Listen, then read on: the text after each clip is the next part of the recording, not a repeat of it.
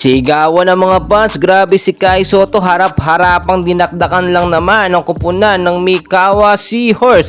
And well guys, finally game 2 na ng Yokohama kontra dito sa kupunan ng Seahorse. At nakita nyo naman, first half so far so good, magandang performance na pinakita ng ating kababayan at pambato na si Kai Sotto. Doon nakapagtala lamang na mababang puntos etong si Kai Sotto dito nga po sa first half, which is 4 minutes po siya naglaro sa first half with 4 points and 1 rebound. Pero pagdating nga po dito sa second half ay dito nag-spark to talaga ang galing at bumalik ang liksi ng ating pambato na si Kai Sotto, which is harap-harapan yung dinakdakan talaga eto nga pong kupunan ng Seahorse Mikawa. Sa pagkakatong ito, bumabalik na nga po ang magandang laruan ng ating pambato na si Kai Sotto. Pangalawang game pa lang niya ito, no, at nangangapa pa nga siya sa kupunan ng Yokohama. Do hindi pa naman ganun talaga, no, kasolid yung momentum at chemistry na merong Kai Sotto sa loob ng Yokohama. Pero nakikita nyo naman, no, so far maganda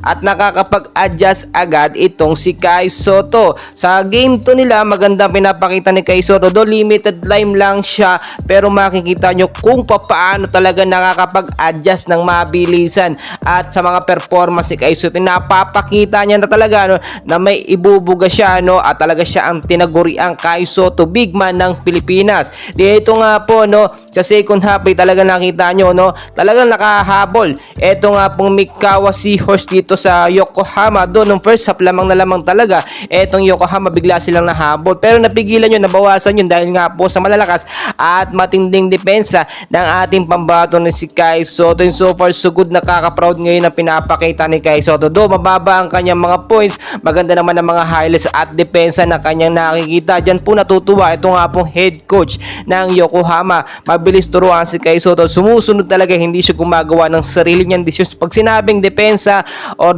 ito nga rebound lang, yun po ang ginagawa ng ating pambato na si Kai Sotto. Nakaka-proud yung mga highlights talaga na hindi natin inaasahan.